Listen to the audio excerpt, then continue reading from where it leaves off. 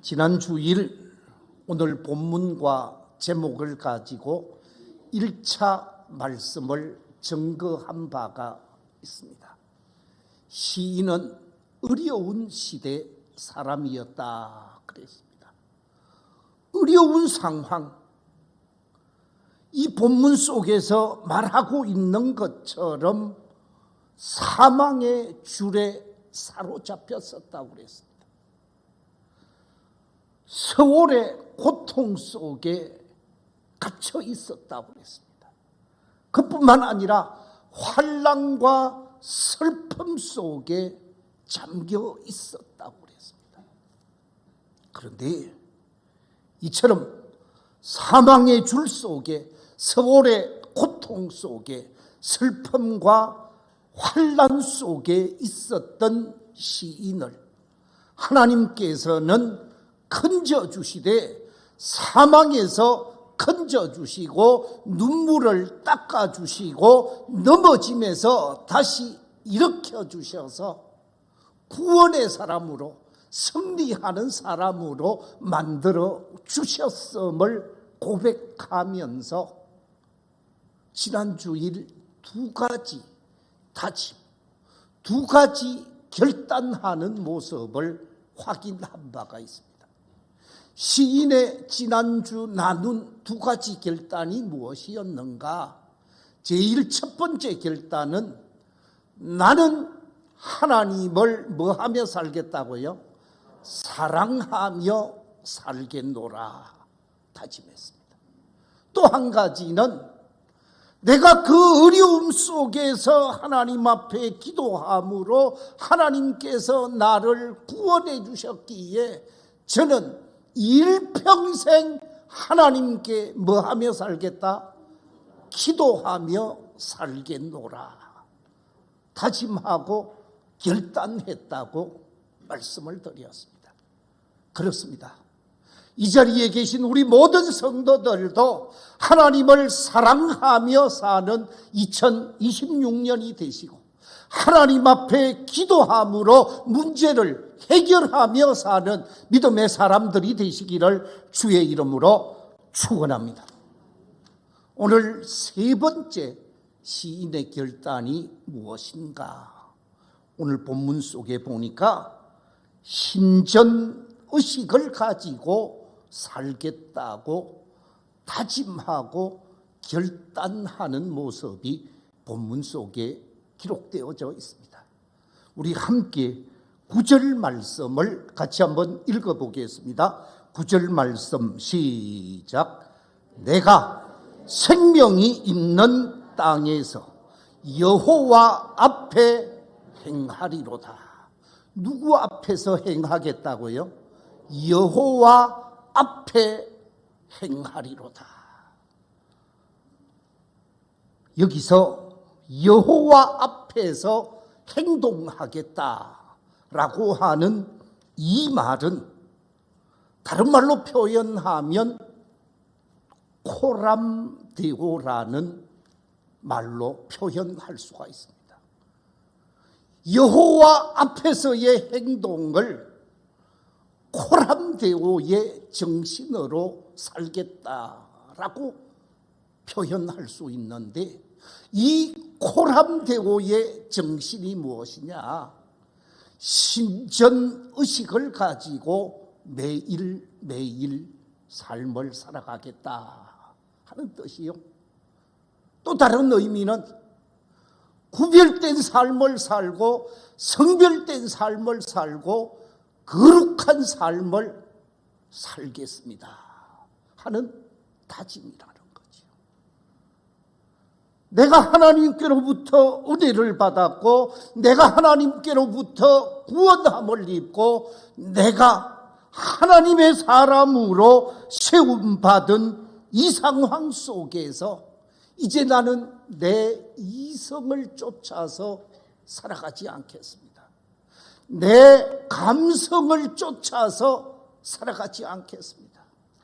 저는 하나님 앞에서 살되 절대 철저하게 하나님의 거룩한 뜻, 하나님의 선한 뜻, 하나님이 기뻐하시는 뜻을 쫓아서 하나님 앞에서 부끄럽지 않는 삶을 살겠습니다 하는 고백이라는 거지요.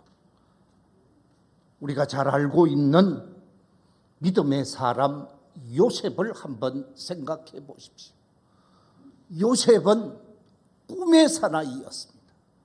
꿈꾸며 자신의 꿈을 형제들에게 이야기했다가 시기의 대상이 되고 질투의 대상이 되어져서 결국은 이집트로 팔려가게 되어지는 종이 되어집니다. 사랑받는 아들의 자리에서 종이 되어져서 다른 나라, 이스라엘이 아닌 애굽이라고 하는 이집트의 종으로 팔려가서 어린 청소년 시절을 보내게 되어집니다. 종살이가 쉽지 않았습니다. 그런데 하나님께서 그에게 지혜를 주셨고 그를 명철케 하셔서 종이었지만 다른 사람들보다 훨씬 더 종살이 하던 보디발의 집에서 지혜롭게 행동하게 되어지자 자신의 주인이었던 장군 보디발이 자신의 종의 굴레를 벗게 하고 그 집의 모든 재물을 관리하는 청지기의 신분으로 신분을 격상시키게 되어지죠.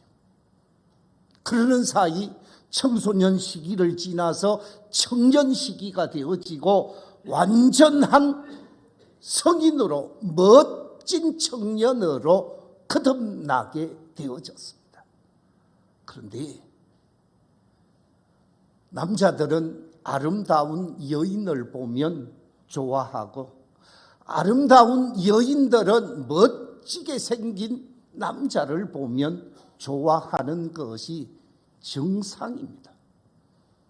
이 멋진 청년 요셉을 보고 주변의 많은 사람들도 좋아했겠지만 특별히 좋아했던 한 여인이 있었는데 그 여인은 다름이 아닌 자신의 주인 보디발 장군의 아내 미스에스 보디발이었습니다. 이 미스에스 보디발이 요셉을 좋아하게 되어집니다. 이 요셉을 향한 관심이 사랑이 되어져서 나중에는 이 요셉을 너무너무 좋아한 것 같습니다. 그래서 요셉과 함께 하고자 했고 나중에는 몸을 섞고자 하는 생각까지 갖게 되어집니다. 이때 요셉이 어떻게 행동했는가? 창세기 39장 6절 이하 9절 속에 보면 그 과정을 이렇게 기록하고 있습니다. 우리 같이 한번 읽어보겠습니다. 시작. 주인이 그의 소유를 다 요셉의 손에 위탁하고 자기가 먹는 음식 외에는 간섭하지 아니하였더라. 요셉은 용모가 빼어나고 아름다웠더라. 그 후에 그의 주인의 아내가 요셉에게 눈짓하다가 동침하기를 청하니 요셉이 거절하며 자기 주인의 아내에게 이르되 내 주인이 집안의 모든 소유를 간섭하지 아니하였고 다 내 손에 위탁하였으니 이 집에는 나보다 큰 이가 없으며 주인의 아무것도 내게 금하지 아니하였어도 금한 것은 당신뿐이니 당신은 그의 아내임이라. 그런즉 내가 어찌 이 큰 악을 행하여 하나님께 죄를 지으리까. 이 미스에스 보디발이 귀하게 여기고 사랑하고 아끼다가 나중에는 연모하는 사람으로 마음이 바뀌어졌지만 요셉은 그 여인을 함부로 할 수 없었습니다. 보디발의 아내였기에 함부로 할 수 없었습니다. 자신을 종의 신분에서 청지기의 신분으로 격상시켜 주었고 자유로운 삶을 살게 한 주인을 배신할 수가 없었던 것이지. 그뿐만이 아닙니다. 요셉은 하나님의 사람이었습니다. 하나님을 믿고 하나님을 사랑하고 하나님을 소망하면서 삶을 살았던 사람이었습니다. 하나님 앞에 죄를 범하는 것은 그 어떤 것보다 해서 안 되는 것이라고 본인이 생각하고 있습니다. 다시 표현하면 요셉은 신전의식을 가지고 하나님 앞에 죄짓지 않고 깨끗하고 거룩하고 정결한 하나님의 사람으로 삶을 살고자 했던 사람이라는 거예요. 그래서 창세기 39장 10절에 보면 여인이 날마다 요셉에게 청하였으나 요셉이 듣지 아니하여 동참하지 아니할 뿐더러 뭣도 하지 않았다고요? 함께 있지도 아니했다. 그렇습니다. 신전의식을 가지고 삶을 사는 사람은 죄악의 자리를 가지 않습니다. 오만한 자들과 함께 자리에 앉지도 않습니다. 하나님이 원치 않는 길을 결코 걷지 않는다라는 거죠. 하나님이 원하는 길을 살아갈 수밖에 없다라는 말씀이죠. 다니엘서에 등장하고 있는 다니엘과 그의 세 친구들, 고국을 잃어버리고 타국인 바벨론의 종살이를 하던 가운데 픽업되어진 젊은이들입니다. 왕의 눈에 들게 되어지고 왕이 장차 쓸만한 인재들로 뽑아서 사용하기 위해 교육을 시키고 훈련을 시키는 젊은이 그룹에 들어가게 되어집니다. 이들에게 잘 먹이고 잘 입히고 많은 교육을 시켜서 다음 바벨론의 일꾼으로 쓰고자 했습니다. 그래서 산해 진미를 그들에게 먹였습니다. 이 산해 진미는 우상에게 드려졌던 제물이었습니다.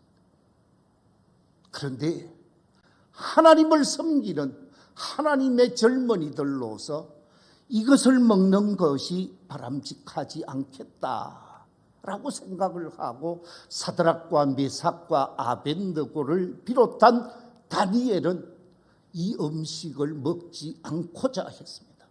자신들을 관리하고 있는 지도자에게 저희들이 이것 먹지 않게 해 주십시오. 저희들은 땅에서 나는 채식 중심의 식사를 하겠습니다. 요청했습니다. 그러나 왕의 명령이었습니다.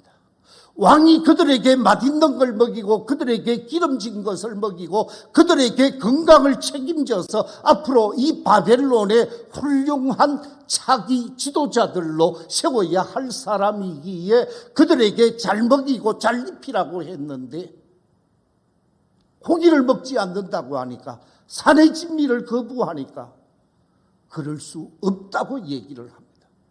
먹어야 한다고 말했습니다. 그때 이 믿음의 젊은이들이 한 가지 조건을 제시하게 되어집니다. 지금부터 열흘 동안 산의 진미를 먹일 사람, 그리고 저희들에게는 풀과 채소만을 달라고. 그렇게 해서 열흘이 지나고 난 다음에 어떤 사람이 더 지혜로운지, 어떤 사람의 얼굴이 더 빛이 나는지, 어떤 사람들이 건강이 더 좋은지 확인해보고 그 결과에 따라서 처신해 주십시오. 요청했습니다. 열흘이 지났고 산의 진미를 먹었던 사람, 먹지 않은 사람 얼굴을 비교해 보니까 산의 진미를 거부하고 채식 중심의 음식을 먹던 청년들이 훨씬 더 훈련도 잘 받고 지혜롭고 머리도 좋고 얼굴도 더 광채가 나고 좋았기에 이 청년들의 요구를 받아들이게 되어졌다고 하지요. 무슨 얘기입니까? 하나님 앞에서 신전의식을 가지고 하나님이 원치 않는 것은 하지 않고자 했던 젊은이들이었다라는 거지요. 그렇습니다. 우리가 이 세상에 살되 이 세상에 속하여서 세상 사람들이 하는 짓 그대로 하는 것은 구별된 사람, 성별된 사람, 세상에서 거룩함으로 세상에서 비상하는 사람이 아니라는 거죠. 우리가 세상 사람들과 다른 거룩함으로 비상할 수 있는 삶이 우리 속에 있어야 하는데 그것은 다름이 아니라 신전의식을 가지고 사는 삶이라는 것입니다. 바라옵기는 이 세상 속에 살되 거룩함으로 비상할 수 있는 신전의식을 가지고 오늘을 살아가는 저와 여러분이 되시기를 주의 이름으로 축원합니다. 네 번째 시인의 결단이 있습니다. 오늘 본문 속에서 시인이 결단하고 있는 또 하나의 결단을 발견할 수 있는데 그 결단은 다름이 아니라 받은 은혜에 뭐하며 살겠다고요? 보답하며 살겠습니다 하는 다짐이요 결단입니다. 자, 오늘 본문을 보십시다. 12절부터 14절까지 같이 한번 읽어보겠습니다. 시작. 내게 주신 모든 은혜를 내가 여호와께 무엇으로 보답할까? 내가 구원의 잔을 들고 여호와의 이름을 부르며 여호와의 모든 백성 앞에서 나는 나의 서원을 여호와께 갚으리. 아멘. 나는 내가 받은 그 모든 은혜를 여호와께 갚겠습니다. 하나님께로부터 받은 은혜, 하나님께로부터 받은 구원, 하나님께로부터 받은 사랑에 관해서 그거 외면하고 그거 모르는 척하지 않겠다라는 거예요. 받은 은혜에 응답하며 살겠다라고 다짐하고 있는 모습을 보게 되어집니다. 그렇습니다. 하나님이 기뻐하는 삶의 모습, 하나님이 기대하는 삶의 모습은 은혜 받은 자들이 은혜 받은 대로 응답하며 살기를 기대하고 있습니다. 여러분, 은혜 받은 사람들이 은혜를 저버리는 행위, 그것을 사자성어로 뭐라고 그래요? 뭐라고요?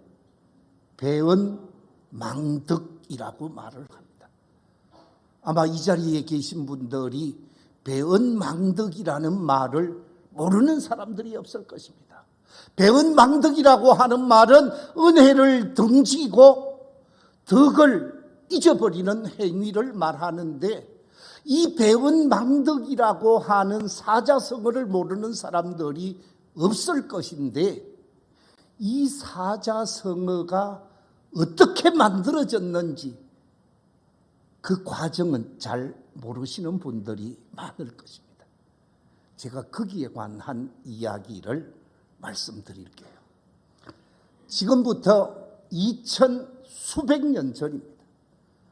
한나라 시대, 중국 한나라 시대에 이 사자성어 배은망덕이라는 말이 만들어졌는데 중국 한나라 변방을 책임지고 있었던 장군이 있었는데 그분이 바로 한시성을 가진 장군이었습니다.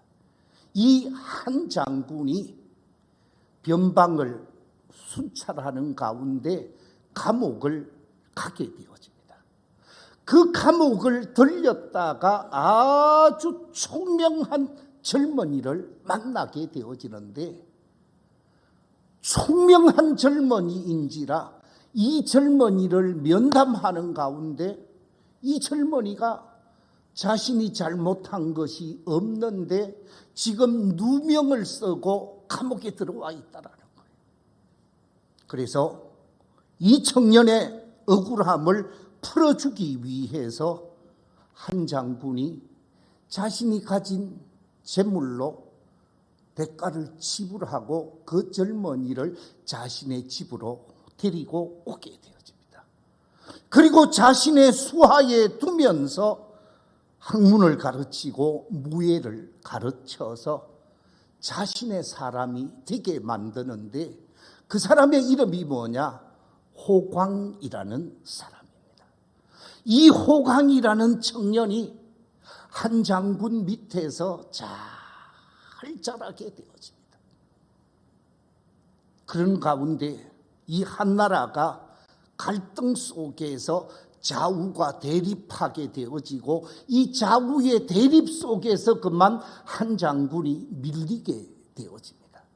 그래서 조정에서 밀려나게 되어지는데, 새롭게 권력을 잡은 자들이 한 장군을 저리 두면 언제 엎어치기를 할지 모르니까 제거해야 되겠다 생각을 하고, 그와 가장 가까운, 그를 위하여 생명을 내어놓으려고 하는 사람이 호광이어서 호광이를 은밀하게 부르게 되어집니다. 그리고 만나서 내가 너의 미래를 책임져 주겠다. 내가 너를 높은 관직을 주고 네가 사는데 전혀 문제가 없이 해주겠다. 단 한 가지 조건이 있다. 네가 섬기고 있는 한 장군의 비리, 한 장군의 잘못을 이야기해라. 평생을 책임진다고 하니까 그만 감은 이슬에 쏘가서 한 장군이 잘못한 몇몇 가지를 이야기하게 되어집니다. 결국은 재판 속에서 한 장군을 제거하게 되어지는데, 마지막 재판을 처리하기 직전에 눈앞에 호광이가 나타나게 되어집니다. 한 장군이 사형을 당할 수밖에 없는 상황 속에서 자신의 정말 소중한 재산과 같은 사람이 잘못을 부렸다는 걸 알게 되어진 호광이를 만나서 하는 한마디 말이 있습니다. 그 말이 뭐냐? 이렇습니다. 호광아, 내가 너에게 베푼 은혜와 네가 지키겠다는 의리를 모두 잊었단 말이냐? 네가 어찌 은혜를 등지고 덕을 잊을 수 있단 말이냐? 은혜를 등지고 덕을 잊을 수 있단 말이냐? 라고 하는 말이 뭐라고요?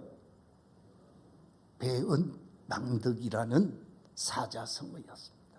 그래서 만들어졌다는 이야기이지요. 그렇습니다. 은혜 받은 사람이 은혜를 등지고 받은 사랑과 받은 덕을 망각하며 사는 것은 결코 아름다운 삶의 모습이 아닐 것입니다. 사도 바울은 많은 잘못을 범한 사람이었습니다. 많은 그리스도인을 박해했습니다. 그런데 하나님의 은혜를 체험하고 부활하신 예수님을 만나고 그 부활하신 예수님의 신실한 그릇으로 사명을 감당하고 난 이후에 제3차 전도 여행을 하면서 고린도에서 보낸 편지 속에 보면 고린도 전서에서 이렇게 고백합니다. 우리 고린도 전서 15장 10절 한번 읽어볼까요? 시작. 내가 나 된 것은 하나님의 은혜로 된 것이로다. 나의 나 된 것은 하나님의 은혜로 된 것입니다. 그래서 받은 하나님의 은혜를 온전히 드러내고 그 은혜에 응답하기 위해 율법주의자가 아니라 복음주의자로 십자가와 부활의 정인으로 귀한 사명을 감당한 바가 있습니다. 사도 바울은 이렇게 고백합니다. 갈라디아서 2장 20절에 보면 이렇게 고백합니다.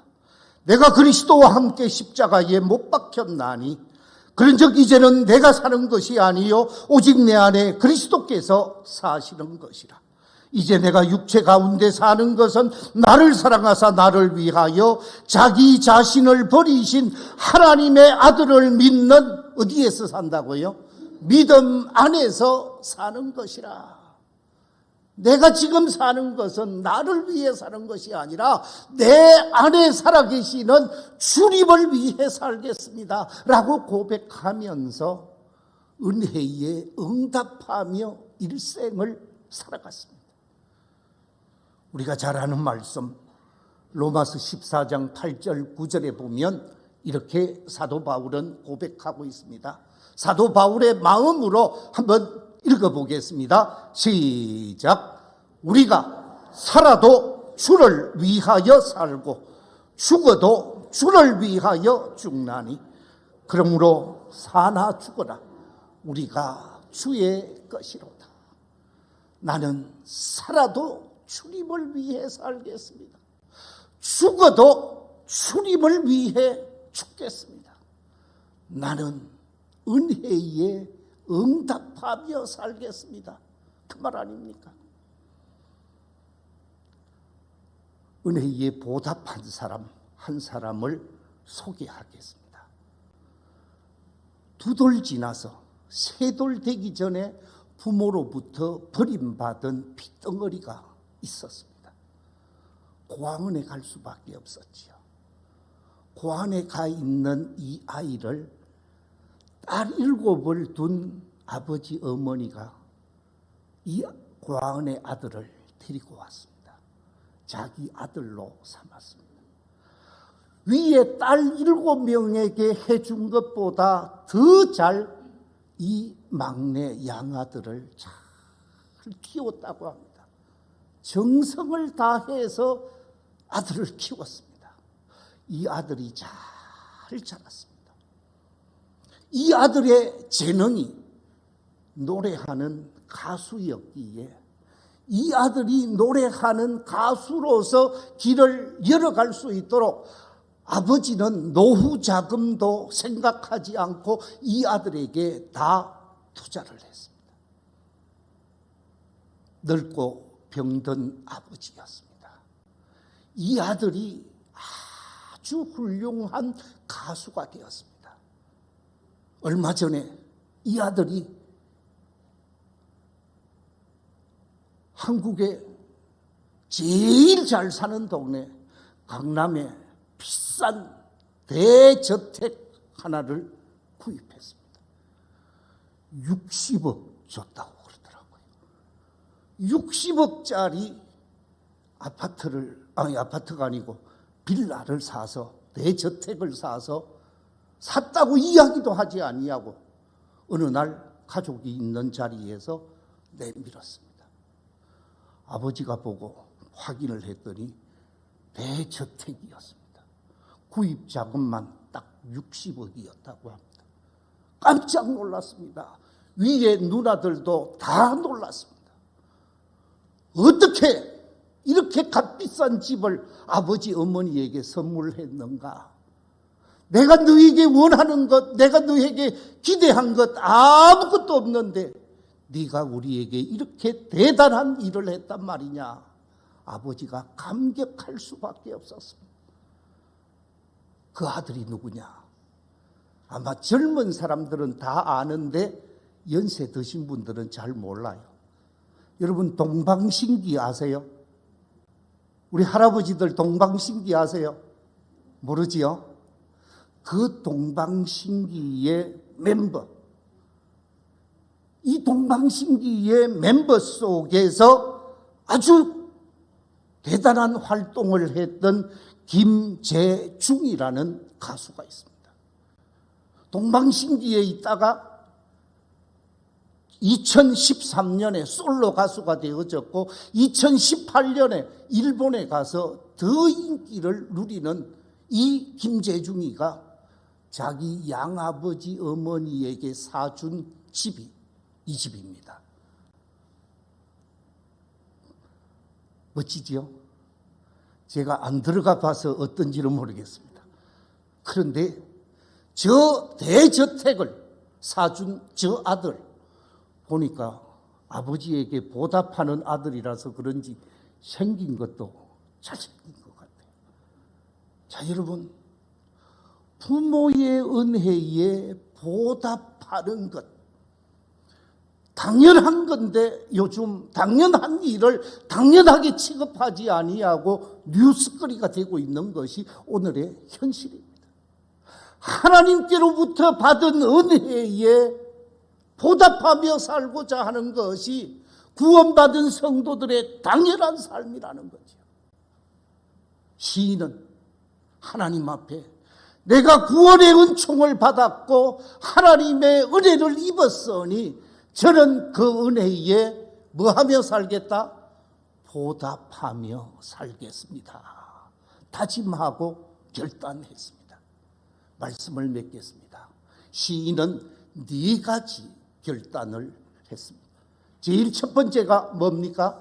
하나님을 뭐하며 살겠다? 사랑하며 살겠다. 두 번째가 하나님께 기도하며 살겠다. 세 번째가 신전의식을 가지고 살겠노라.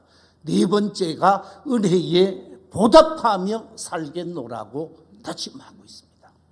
이런 결단을 통해서 2026년을 멋지게 펼쳐가는 우리 모든 성도들이 되시기를 주의 이름으로 축원합니다.